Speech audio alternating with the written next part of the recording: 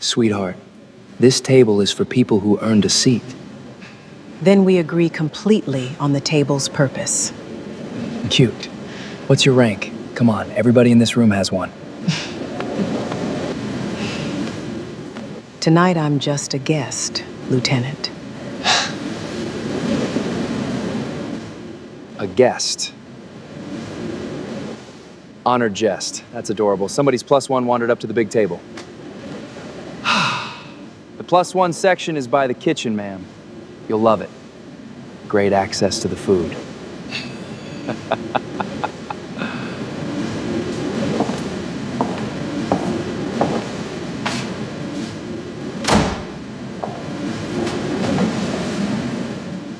Why is everybody standing up? Have you ever watched a joke walk into a wall made of stars? Because in the next few minutes, 4 generals will snap to attention in front of the woman this seal just mocked. And the one signature that owns the rest of his career belongs to her. Comment where you are watching from. Drop a like. And let us rewind. Percy Warfield joined the Navy at 18. In an era when the Navy had exactly one job, it was eager to give a black man from the Alabama pine woods. And that job came with a serving tray. Steward's mate. He poured coffee on a cruiser through 2 deployments. He pressed officers' shirts, set officers' tables, stood behind officers' chairs through 1,000 dinners. Invisible on purpose. In white gloves, his wife bleached and ironed until they glowed. And twice a year, when the fleet threw its grand balls in hotels exactly like the Grandview, in ballrooms exactly like this one, Percy Warfield stood against the wall under the chandeliers, straight-backed, silent, filling glasses for men who never once learned his name. In a Navy that let him hold every job in the room except a chair. He never got bitter. That was the mystery of him. The mystery Althea spent her whole childhood studying. He made Chief Petty Officer the hard way, one of the first black chiefs in his rating. And when he finally retired, he kept the white gloves in his dresser drawer, folded like something holy. When little Althea asked him why he kept them, Percy Warfield gave the answer that built the rest of her life. Because they're going to look different on you. Baby girl. She took the long way to proving him right. Navy Scholarship, Officer's Commission, one of a handful of black women in her year, 12 years in uniform, Lieutenant Commander's stripes, and a wall she hit that had nothing to do with her fitness reports. The polite, smiling, unwritten wall that 1,000 doors are made of. So she took the wall apart from the other side. Law school at night, defense policy, 15 years becoming the sharpest weapons acquisition mind in Washington. The woman who saved the fleet, $11 billion, and 3 broken shipbuilding programs. The staffer senators requested by name, and admirals learned not to bluff. And 3 weeks ago, in a quiet ceremony, the news cycle mostly missed. Althea Warfield had raised her right hand and been sworn in as the Secretary of the Navy, the civilian boss of the entire United States Navy and Marine Corps. Every ship, every sailor, every Marine, every SEAL, 900,000 people. 1 signature. 2. Her official public introduction was scheduled for tonight, at the Navy birthday ball, where 4 Marine generals and the Chief of Naval Operations would escort her in at 8 o'clock sharp, and the fleet would meet its new secretary. But Althea had come at 6:30, alone, no aide. No announcement. In a plain Navy suit, with her father's chief's anchors, riding in her clutch. Because before she was anybody's secretary, she was Percy Warfield's daughter. And she wanted 1 private hour in a chandeliered ballroom where a man in white gloves once stood against the wall. She found the spot by the kitchen doors. She stood there a long moment with her hand flat on the wallpaper. The way you touch a headstone. Look different yet. Daddy, she said quietly. Then she took her seat at the head table. at the place card that read Honored Guest, set there by an event's staff sworn to secrecy about who the honored guest was. And she folded her hands. And she waited for her navy to arrive. It arrived in dress whites. Loud. At 7:15. Holding court 3 tables away. Lieutenant Trip Van, 29, was the kind of officer the recruiting posters dream about, and the wardroom quietly endures. 3rd-generation Navy. A senator's grandnephew. Bud, S-class anchor of every story he told. Teeth like a yacht ad. He was a real SEAL, with a real trident, and 1 real deployment. And he wore all of it the way some men wear cologne. Applied heavily. Detectable at distance. The trick to Hell Week. He was announcing to Bethany and half the room is that most guys quit from the cold. Me. The cold quit first. Coyle laughed on cue. Coyle always laughed on cue. And then Trip Van's eyes drifted across the ballroom, past the ice sculpture, and landed on the head table, where a quiet black woman in a plain civilian suit was sitting, folded-handed, at the best seat in the house. "Hold my drink," he said. Delighted. Somebody's lost. He came over with his drink anyway. Because boys like Trip Van never actually hand off the drink. They just like saying it.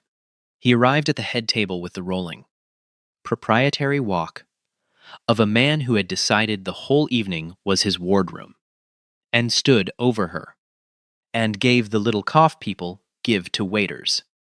"Hey there. Ma'am? I think there's been a mix-up."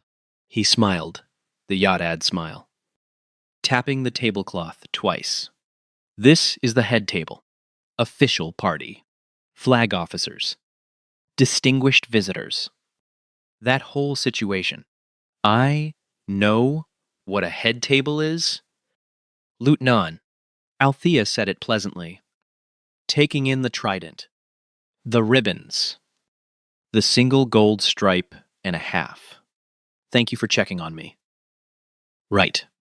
But," he laughed a little, looked back at Coyle, who had trailed him over like a dinghy. "Ma'am, this seating is for people connected to the ceremony. Are you, like, with the hotel catering coordinator, you can tell me I'm exactly where I was seated." "By who?" "Because I know the protocol officer, and this is," he snapped his fingers softly, "twice. Prospecting for a theory. You know what? I bet you're somebody's guest. Whose guest are you? We'll get you situated at the right table. No harm done. That's kind. I'm comfortable here." He tried charm one more time, because charm had never once failed him. He swept an arm out over the ballroom, like a realtor. "Ma'am, do you even know what room you're in? That's Admiral Kessler by the ice sculpture. My grandfather put his son through the academy. That table is 3 congressmen and a defense CEO whose boat I've fished off of. The gentleman with the sash is the ambassador of somewhere that matters."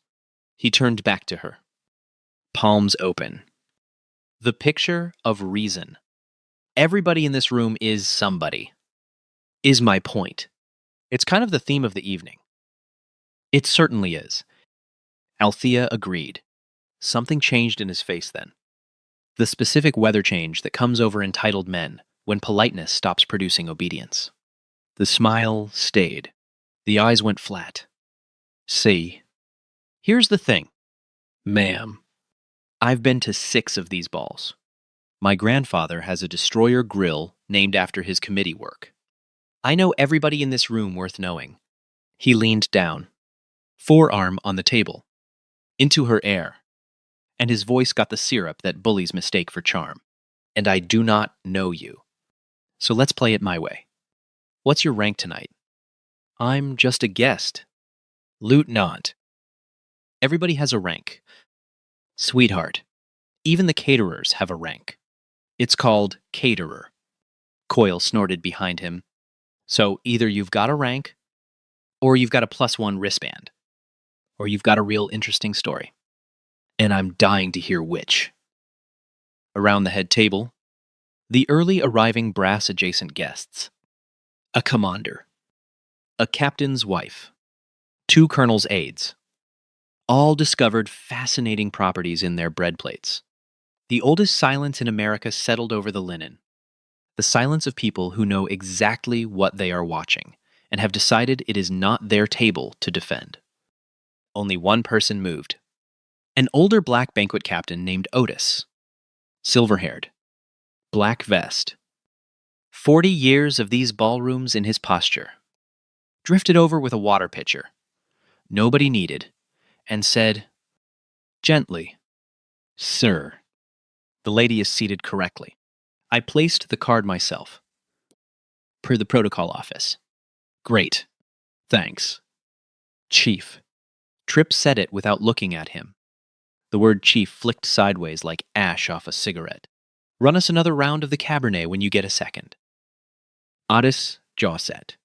His eyes met Althea's for 1/2 of 1 second, and something passed between them, 60 years wide, and she gave him the smallest shake of her head. Not yet. He filled her water glass she had not touched. Said, "Ma'am," with a dignity that italicized it, and withdrew to the wall by the kitchen doors, where he stood, straight-backed and silent, watching, in the exact spot where, though he could not have known it, another man in service dress had stood 60 years before him. Where were we? Tripp straightened up and plucked her place card off the china, holding it at arm's length like a lab result. Honored guest. No name. No rank. You know what that tells me? He showed it to Coyle. Tells me somebody's +1 got ambitious. Babe. Bethany had materialized. Sequins and phone. Already filming with the flash considerately off. Maybe she won a contest. Maybe she's the entertainment. Coyle offered. Okay. Fair is fair. Pop quiz. Tripp spread his hands. Magnanimous. A game show host in dress whites. You hang around my navy. You pick things up. So prove you belong. Ma'am, name 1 ship. Any ship in the fleet. Go. Althea considered him for a moment over her folded hands. The last ship I stood on was a carrier. She said mildly, I christened her. There was a beat of silence, and then Tripp and Coyle broke at the same time. Doubling. Wheezing. Hanging off each other's shoulders. She christened it Coyle could barely produce air. With what? A coupon. Ma'am? Respect. Respect. Tripp wiped an eye with his knuckle. That's the best answer I've ever heard at one of these. You christened a carrier. And I designed the Trident. He flicked the gold insignia on his own chest and winked at Bethany's phone. Get all that. Babe. Every second. Bethany said sweetly. And on her screen. In a corner, she wasn't watching. A little red number had begun to climb. 300. 600. 1,000. Strangers arriving from nowhere with their terrible patients. Typing. What ballroom is this? Typing. Oh, he's cooked. Wait for it. Guys, be nice. Tripp said, in the voice people use when they mean the opposite, playing to a room he was sure was his. Ma'am, I'm going to make this real simple, and then I'm going to go enjoy my evening. This seat. He tapped the back of her chair. Belongs to somebody important. Somebody with stars or stripes. Or a last name that opens doors. So, last chance. And then we find your actual table. He bent down to her level, which was his 4th mistake of the night, but far from his last, and spaced it out slowly, loudly, for the phones. What is your rank? And Althea Warfield, who had been asked that question her whole life in 100 uglier costumes, who had watched her father get asked it with a coffee pot in his hand, looked up at the boy in the beautiful white uniform, and answered it truthfully. I don't have one. Lieutenant. There it is. He straightened, triumphant, arms wide to the room like a lawyer resting. No rank. Freeloader confirmed. He flicked the place card. It spun across the linen and crash-landed in the flag centerpiece. Crooked among the stars and stripes. Coil. Go grab one of the event staff. Let's get this seat ready for an actual somebody before the official party walks in. On it, Coil said, giggling. Not going anywhere. Sear. A junior event coordinator had been summoned by a snap of Tripp's fingers. A kid in a hotel blazer with a clipboard and a hunted expression. Sir. The lady is on the seating chart. Head table. Seat 2. It came from the protocol office directly. I really can't. Lists get padded. Junior. Happens at every one of these. Tripp patted the kid's shoulder without looking at him. Somebody's cousin does somebody a favor. Don't sweat it. We're handling it at the officer level. The kid retreated. At the wall by the kitchen doors, Otis set down his pitcher, very deliberately, and slipped out through the service exit with the unhurried speed of a man who has decided something. Under the table, Althea's hand rested on her clutch, and through the thin leather, she could feel the shape of her father's chief's anchors, the ones he earned in a navy that made him fight a decade for them. And she thought about Percy Warfield standing against a wall, exactly like that wall, in gloves that glowed, keeping his face smooth, while men laughed at tables exactly like this one. Steady. Baby girl, said his voice in her memory, the way it always did. The coffee never spills unless you let your hands argue.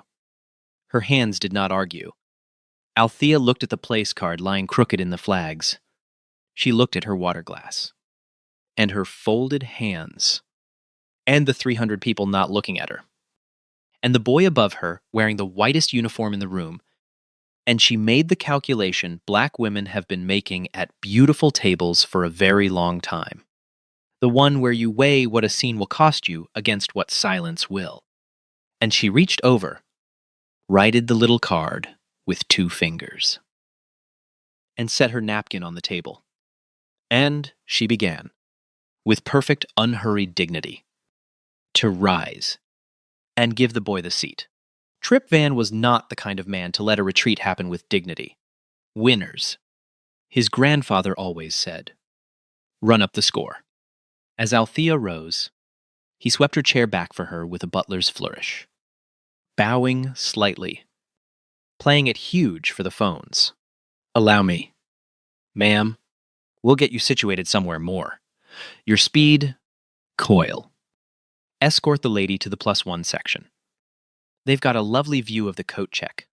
It would be my honor, Coil said, offering his arm like a doorman in a comedy.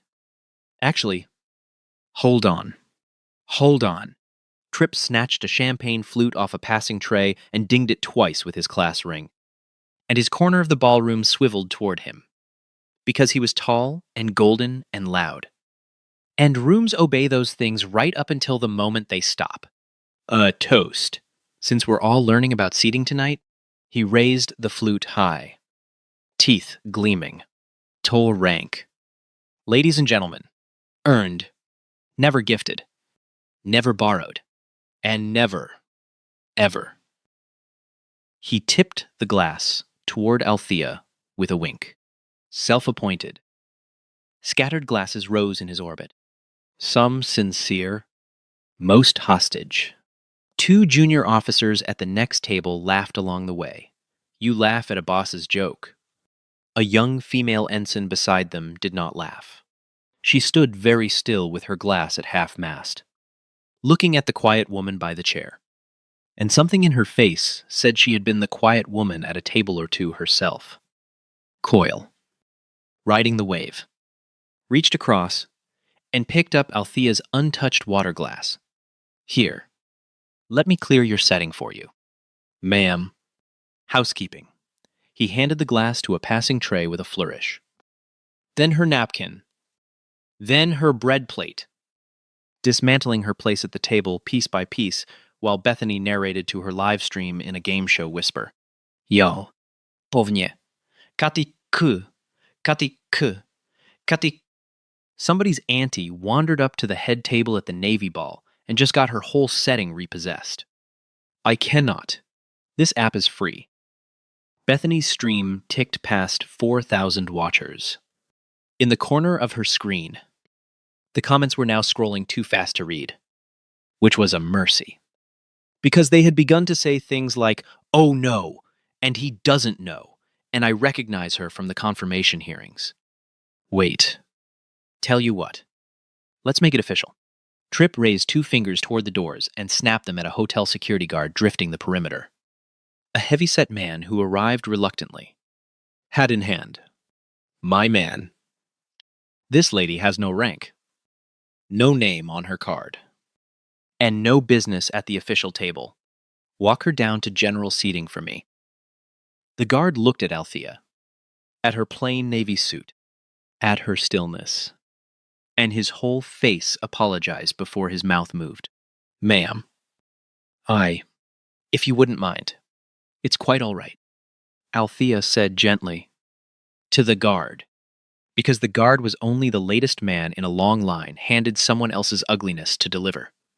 I was just leaving the table. She picked up her clutch. And then? Because Percy Warfield had raised his daughter to leave every table better than she found it. She pushed her chair in behind her, squared it neatly against the linen, and turned to go find whatever corner of the ballroom this evening intended to give her. Althea stood beside the chair she had just been swept out of, her clutch in both hands, and looked up at the boy mid-toast, and asked him one quiet question underneath the noise. Lieutenant, before I go, that trident on your chest, who signs the commission behind it? The president. Sweetheart. He didn't even lower the glass. Close, said Althea Warfield. And the great doors at the back of the ballroom opened. The honor guard came first, rifles and flags, forming a corridor of white gloves. The band snapped off its dinner jazz mid-phrase. And through the doors, out of the marble lobby, came the official party. 4 Marine generals in evening dress. Stars from their shoulders to their sleeves, walking 2 by 2 with the unhurried synchronization of men who have marched at funerals and inaugurations. Behind them, the Chief of Naval Operations, Admiral Renner, 4 stars of his own. Gold to the elbow. And at the edge of the doorway, half in shadow, stood Otis, the banquet captain. Exactly where he had planted himself after slipping out the service exit 10 minutes earlier, with the hotel's protocol officer beside him, wearing the face of a man reading his own obituary. As General Slater drew level, Otis did not speak. 40 years of ballrooms had taught him that the truly important messages travel without words. He simply caught the general's eye and tilted his silver head. Once, toward the head table. Slater's gaze followed. It found the empty honored guest chair. It found the woman in the plain navy suit standing beside it with her clutch in both hands. It found the boy in dress whites frozen mid-gesture between her and her own seat. And General Slater changed course by 9 degrees. And 3 generals and an admiral changed course with him. The way a formation banks. The ballroom began to stand, table by table. The way water freezes across a pond, and the standing spread outward from the doors in a wave. Conversations died in rings. The band leader lowered his baton and did not raise it. Phones came up over shoulders like periscopes, and a room that 30 seconds earlier had been 300 private evenings became, in total silence, one single audience.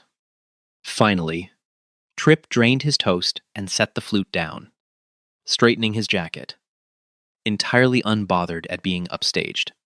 He leaned toward Bethany without taking his eyes off the procession. Doors. Babe. Now that is what somebody looks like. Slater. 4 stars. Hardest man in the Corps. Renner.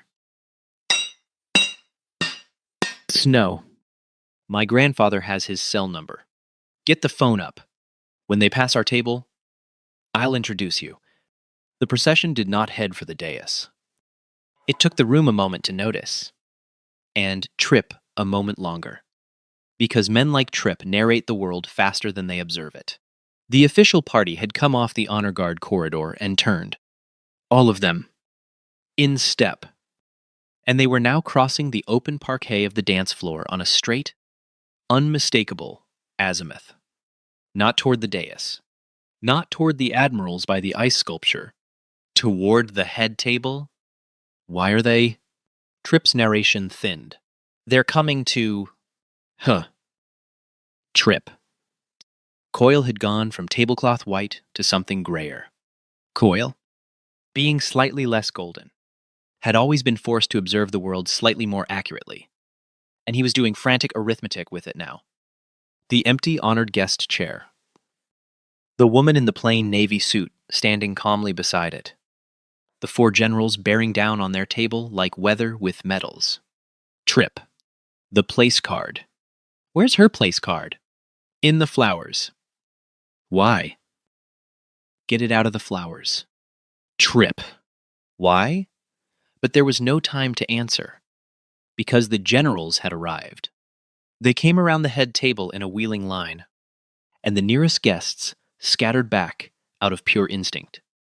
And General Slater, 61 years old, silver-haired, a face like a cliff with a career carved into it, stopped exactly 3 feet in front of the quiet woman in the plain navy suit. The other 3 formed up on his flank in a perfect rank, facing her, and Admiral Renner anchored the line.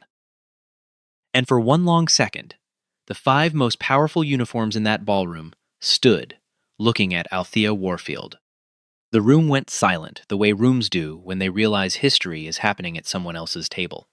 Then General Slater's heels came together with a crack like a rifle shot, and his spine locked, and his chin lifted, and beside him, in one single motion, all 4 Marine generals of the official party snapped to attention. At her, facing her, a wall of stars, frozen at attention.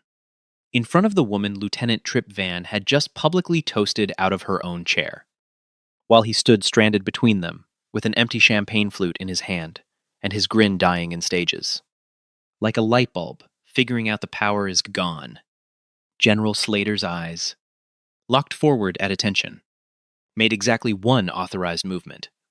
They flicked down, once, to the little white place card lying crooked in the flag's centerpiece where a boy had flicked it. Read the 2 words on it. And came back up, beside him. Admiral Renner's jaw performed a slow lateral motion that every officer who had ever served under him knew meant seek shelter. Somewhere in the crowd, a chair fell over. Nobody picked it up. Bethany's phone slid down and off her sequined knee, still streaming. And she did not reach for it. On the screen, 11,000 strangers were typing the same sentence in different fonts. He is so cooked. General Slater spoke first. At attention. In the parade voice that 4 decades had built. And it reached the chandeliers. Madam Secretary, good evening. The official party is formed and ready for your entrance. Ma'am, whenever you wish. The word went around the ballroom, the way lit gasoline goes around a garage. Secretary, Madam Secretary. 300 people passed it from table to table in a spreading hiss of silk and dress wool, and the ones who followed the news arrived at it first. And you could track the understanding moving across the room by watching hands come up over mouths. Tripp Van's brain, gamely, tried one final off-ramp. Secretary, he whispered to Coil, through teeth that had stopped working properly. Like an executive assistant right? Like she schedules the Secretary of the Navy. Trip. Coyle's voice came out as a dry hinge. The Service Secretary. The civilian above the admirals. Above all of them. My dad briefed one once. He practiced in the car for 2 days. Trip. I handed her water glass to a busboy. The announcer's voice rolled out of the speakers then. Cued from the wings. Rich as a cathedral organ. And finished the arithmetic for everyone in the cheap seats. Ladies and gentlemen, distinguished guests, officers of the fleet, please welcome the Secretary of the United States Navy. The ballroom detonated to its feet. Applause crashed off the chandeliers. The band hit the ruffles and the walls of the old Grandview shook the way they had shaken for 60 years of admirals and ambassadors. And all of it, every clap and every horn note, poured down on a composed black woman in a plain navy suit standing beside a chair she had just been laughed out of. Althea Warfield let it wash for exactly 3 seconds. Then she raised one hand, and the room obeyed it into silence, which is a thing that hands can do when they belong to the person the generals stand up for. Thank you. Please, be seated.